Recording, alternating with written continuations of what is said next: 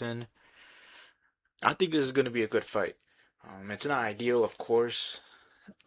We're never going to get the fights that we want, let's be honest. So it is what it is with it. But for this fight, for the first world title fight, quote unquote, for ZUFFA boxing, I think it's a pretty good one for Jai Opetaia. This is his best opponent since the Mario Breedis of two fights. Brandon Glanton, he's a pretty basic fighter in my opinion. Just that come forward type of fighter. I think he's pretty good. He's all right. He has a good engine. I think he'll have a good chin. I think Jabataya is actually gonna go the distance here. Not gonna lie. Maybe an unpopular opinion. I think Brandon Glanton is tough enough to make it to the distance and such. Jabataya has just been, not to say disappointing lately, but he's a dummy for sure. Jabataya, I don't think he understands his decisions. I don't know if you guys have been seeing his interviews. He said that if he doesn't get any unifications, that he's gonna be upset. I mean, dude, you should have asked that from the beginning before you even signed to ZUFFA. Like, why now are you questioning that? Oh, am I gonna get unifications or not? And not only that, but you signed to an organization before you even signed. This organization said that they were not gonna work with sanctioning bodies and all that. And basically, if you want to fight with ZUFFA, then you're gonna have to fight, or you're gonna have to sign to ZUFFA. They're not gonna work with promotional companies as well. So the Ramirez, Sanda, Golden Boy, and I mean, what was that other guy? Noel. I guess you could fight Noel, but Zerda Ramirez mainly, the guy with two belts. He's with Golden Boy. Oscar De La Hoya doesn't like Dana White. Dana White doesn't like Oscar De La Hoya. So you knew that coming in, and yet you still signed with ZUFFA Boxing. So why are you making these statements? Why are you saying these statements like, "Oh, I'm gonna be upset if I don't get these unifications"? Well, dude, you signed a contract, man. You should have known what you was getting into, and if you didn't know, then your manager should have known. That's their job. Your managers as a dummy or your promotional company. I guess what they weren't looking out for the best of you or whatever. I guess what was Jai Bhattacharya just looking at the money because Eddie Hearn said that Jai Bhattacharya is going to get paid here more, and I would agree with that because in the leaked payments for ZUFFA, I think world title fights get paid like 700K to a million. I think that's what the leaked contract. All right, so give it or take. It said like 700K to a million. I'm pretty sure. So Jabataya at least is getting paid 700K. Reportedly, Jabataya got paid like 200K for like his title fights in Australia, like his most recent ones. That's that's really low. That's really low, especially for Jabataya. You know, like in the cruiserweight division, I would say it's pretty low for him. But in that standpoint, it makes sense why he signed the contract. But at the same time, if you don't get the unifications like that, this is on you, man. This is on you. Like you shouldn't be upset. You should be upset with yourself, really, because you should have known what you were getting into.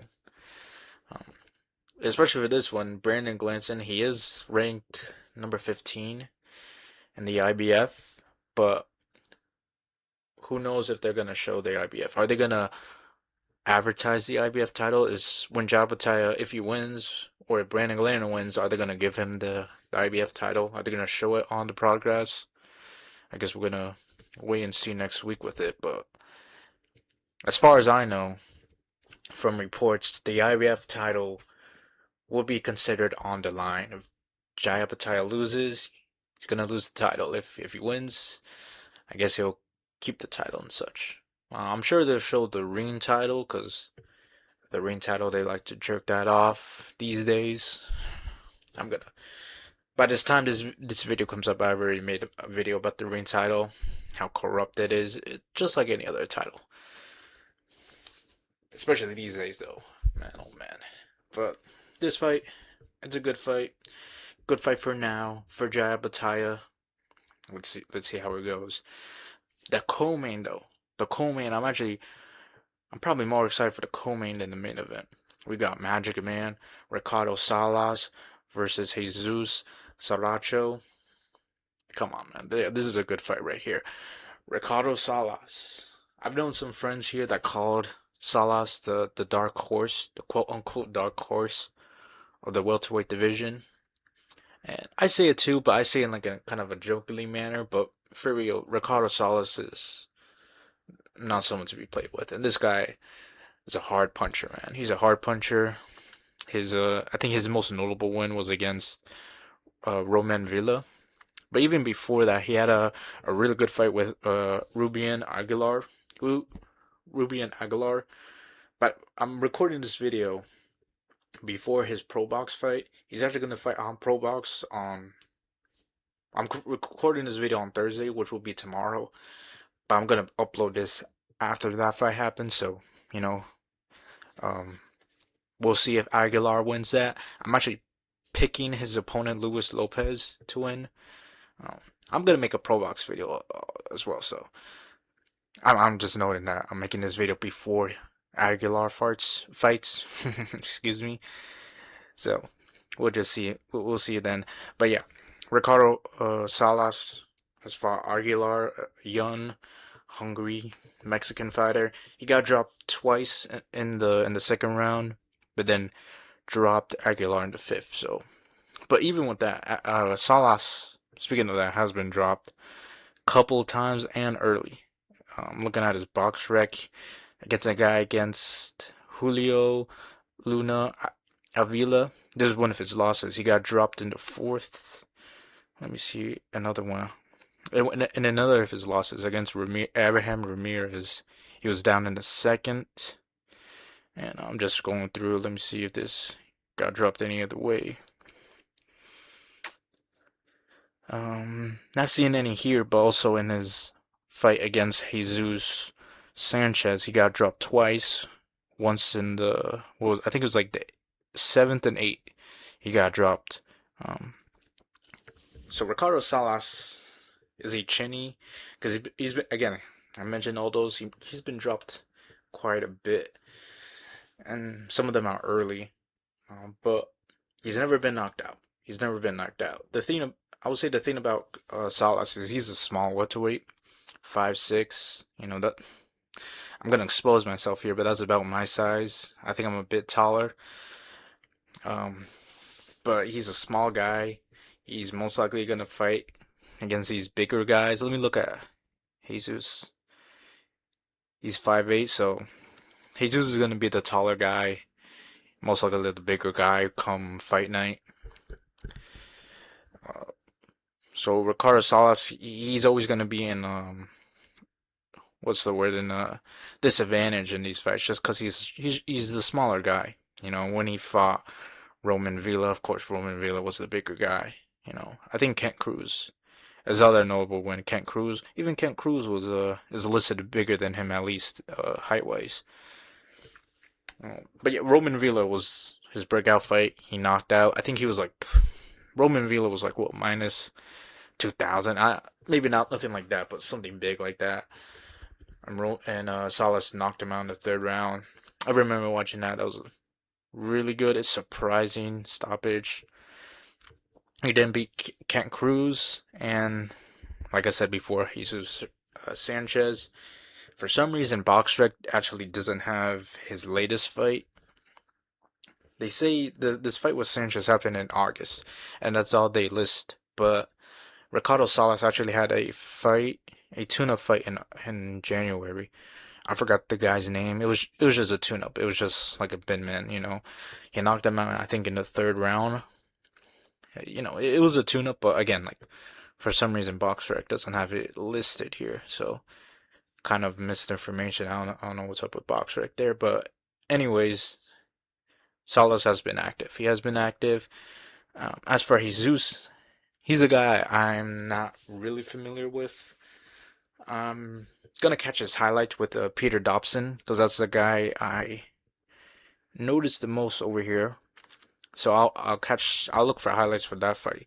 He beat Peter Dobson, and the thing that pops up for me from this guy's record is he's fought a bunch of undefeated guys.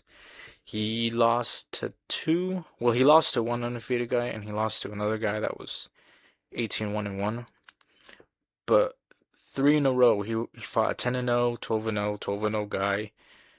He beat both of them, and he drew with one of them.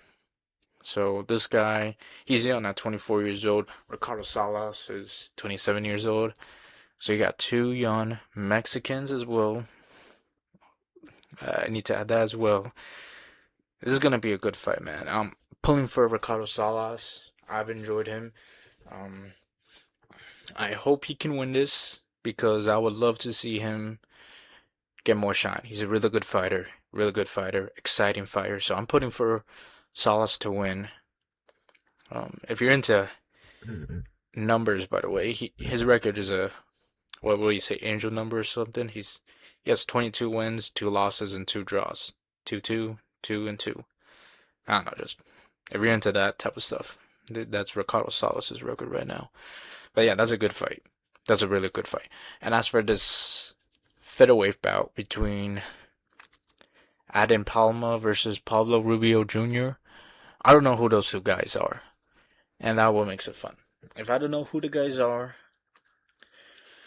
I'm gonna jokingly say who are these guys, but really, I get excited when I see guys I don't know who they are.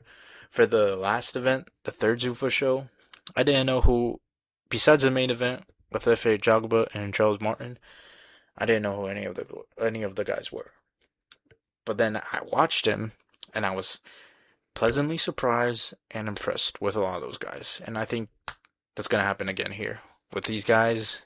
Featherweight belt, Mexican and American. Let's get it. I don't know about the prelims and such. I'm sure we'll get an announcement of that soon. But yeah, this is a good card. Good main event. Great co-main. I'm sure the rest of the card is gonna be good as well. I've been in the ZUFFA train. I've been making these like post reviews. I'm still gonna continue. I think that's gonna be like my theme. I'm gonna try and review. No, I will review every single ZUFFA show. I'm not gonna do this though. Like do a preview. I only do a preview if I'm actually like excited. If I know the guys. If I know there's a good matchup here.